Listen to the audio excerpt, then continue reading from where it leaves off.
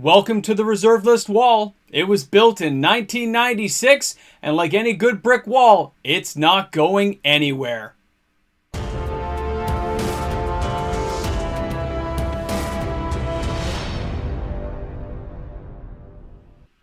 Magic the Gathering has been around since 1993. That is 29 years.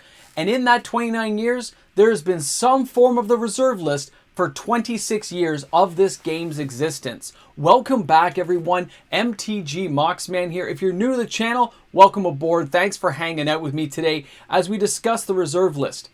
There are many people who would like to see the reserve list dismantled, taken apart, and just cards printed as needed by Wizards of the Coast. That'd be great for them. They'd make a lot of money. But there is a large portion of the population of older school players who would say, no, that's my investment. That is my money that I've put 29 years in. You can't just throw it away like that. I love these two sides of the argument. It's a long running debate, to be honest, guys. It's been out there since the wall was built. There have been people complaining that there shouldn't be a reserve list. But you know what? If there wasn't a reserve list, the game probably wouldn't exist today. So you can thank those reserve list investors who held on to their cards and drove the value along the game and kept buying into it when Wizards of the Coast was floundering in the early years after overprinting. You can thank them for that. They kept the game afloat. They deserve to be rewarded for their time and investment. And most people would agree that not every card on that reserve list is even a good card. There are 572 cards on that list, and a lot of them are not that decent. I understand. And people would say, why do you care? People enjoy collecting things. If you just want to play the game, I'm sure you can find lots of illegal ways and printers at your house or at a local photo mat shop where you can print off illegal proxies of the game to enjoy whenever you feel like it. But if you want the real deal, if you want to get your hands on an actual beta Lotus, an unlimited Lotus, maybe a Mox, guess what? Save up for it, work your way toward that goal. There are a lot of players in the last 10 years who have worked up to their first pieces of dual lands and all those amazing Moxes and Ancestral Recalls and Time Twisters, Mishra's Workshop, Candelabra of Tawnos. Are you thinking that you can just reprint the reserve list and wipe those people's values out, tens of thousands of dollars? And those are newer players who have finally worked up to buying their first piece. This is why this wall is going nowhere. It is going to be in place forever. Probably for the entire existence of the game. Every year that goes by. I think the last change was in 2010, 2011 when they tried printing things like Mox Diamond, Karn Silver Golem, a few other cards like Phyrexian Negator and stuff got put into those packs. But guys, since that, and Wizards got slapped down by a lot of investors at that time, and that's why they did that latest reprint notice in 2010, 2011, saying they won't even print the premium versions of the cards. Those investors are still buying boxes to this day because they know their investments are protected. If you take away that protection, who knows what will happen to this game? It would probably be a quicker decline in some areas. And would a lot of players like to see cards reprinted? Yes, I get it. The good news is, like the rest of us who have had to buy cards and spend hundreds of dollars to get a single card you really want that badly, you can work up to it too. And you will feel so great finally working up to that first piece, just like I felt and many other people out there felt. Any card game, be it collecting hockey cards or baseball cards, other TCG games, people like to collect things. It's in our nature. We like to hoard and collect these things and see how many we can get and look at the variation. It's just something that goes on in the human psyche as far as I'm concerned, that we enjoy collecting things. When this game was announced as a collectible game and people could just go out and play it and collect it, there were collectors already waiting there in the wings who just love to collect things anyway that started getting in on this stuff.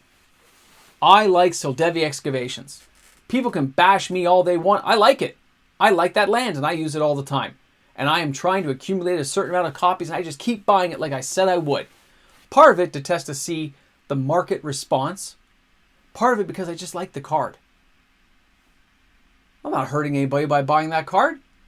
I just enjoy it. And if you wanted to get a copy, you can go out and spend $25 and get a copy too. There are lots of reserve list cards that are very affordable for those who choose to get them. And if it is an expensive card you can't get, like I said, you can make a copy somehow. I'm not going to tell you how. I'm sure you can figure it out with a few little clickety-clacks on the Google search engine to find out how to do all that. I don't think it's that difficult nowadays. But when I hear people getting all up in arms about it, remember all the good that the reserve list has done. The dollars that put behind the reserve list that kept everything in place when things were on shaky ground. Remember all those cards that kept those card shops afloat because they were worth thousands of dollars and kept your LGS in business. Being able to sell an expensive card, maybe able to pay their rent that day. Being able to sell dozens of those reserve list cards over the years have kept those LGSs from going out of business. The support that Wizards never gave them, but inadvertently gave them when they invented the reserve list to build that value into the secondary market. I know a lot of players who would love to see the reserve list expanded to allow some new cards to enter that reserve list, at least at the original art or however you want to do it, some new list that could be added to every year. I would wholeheartedly agree that that should happen. I've done videos on that in the past on this channel. But nothing gives me a greater joy than grabbing a couple of new reserve list cards, even if they're cheap and worthless in most people's eyes. I enjoy collecting them. I'm not telling you to go out and buy them. You can decide what you want to do with your money. But that's what I like to do because I can afford those ones. I can get in there and grab one and say, hey, instead of buying a coffee today at Tim Hortons, instead of buying a coffee, I went down there and I spent $15 and I bought Dampening Field. It was awesome. I bought another Soldevi Excavations. It was amazing. I went out and bought a Gate to Phyrexia because I love the storyline of Phyrexia. There's a lot of stuff going on there when you collect. It doesn't mean it has to be a playable card. It means you collect it because it's almost 30 years old. We're past the quarter century. If the reserve list has been around since its inception, it's not going anywhere anytime soon. And there are lots of arguments saying it should. Come on, dual lands for people playing Commander, I understand the hardships it takes to afford to get a dual land and get into Commander. But the great news is you don't need dual lands to be in Commander. Thank goodness we have fetch lands and triomes and other cool mana bases to build upon. Wizards does that very well. They build alternative sources to get those cards you may be missing out on, and then you get a card at a cheaper value, and they get some money in their pockets for their business. Amazing. We keep the LGS afloat. Everyone's happy. So for all you people out there hoping the reserve list is going away, look at that wall. Yeah, I know it's a green screen wall, but look at it. Every piece of that brickwork is staying in place.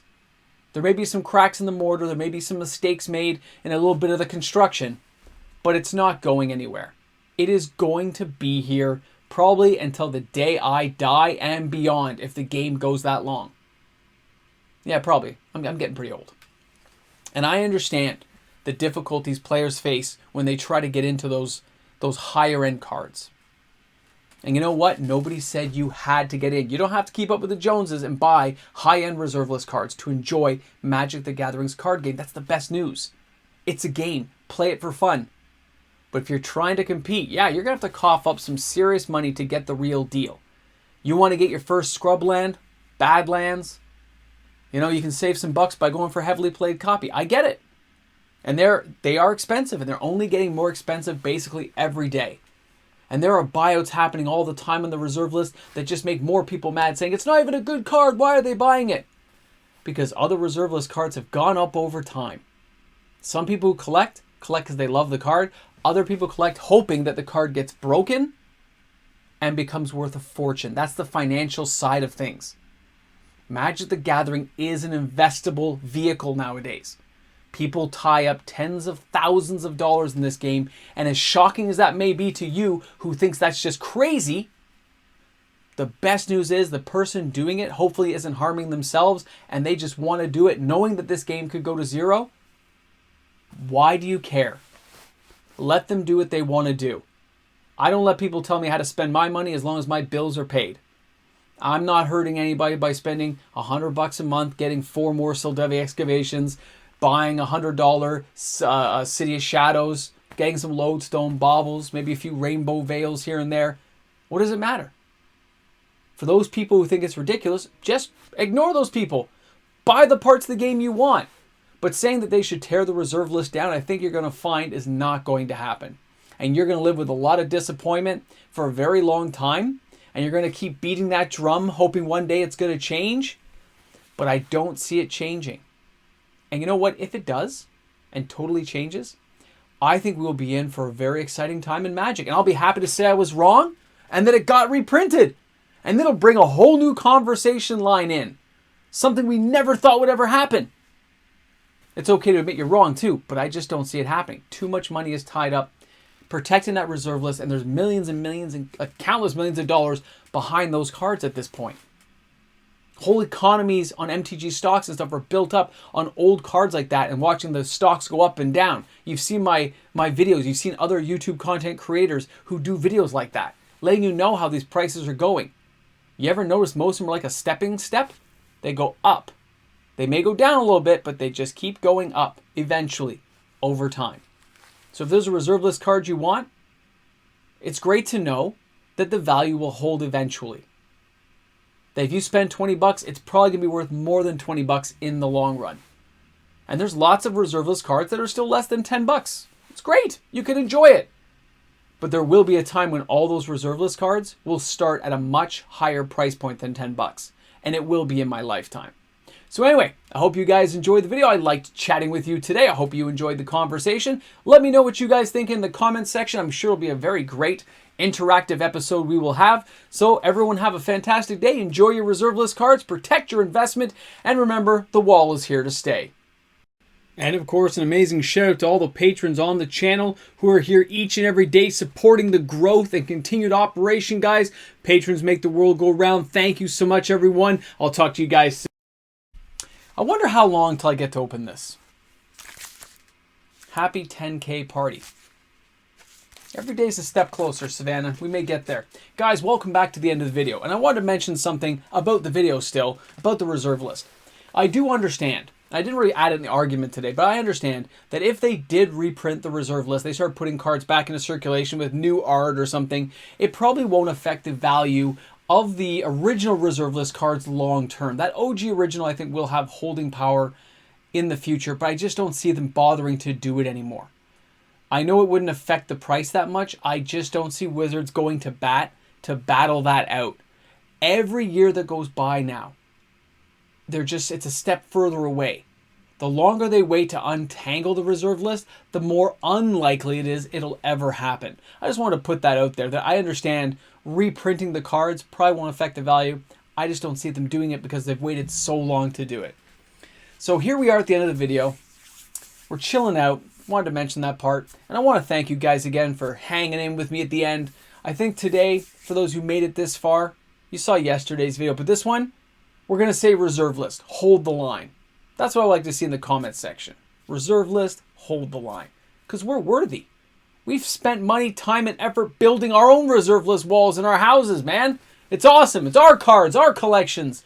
I'm going to hold on to mine all the way. Guys, thanks a lot for tuning in. You guys rock. I hope you're having an awesome day wherever you are in the world of Magic the Gathering. Bring a friend to Magic, hold the line, and enjoy yourselves. It is a fun game.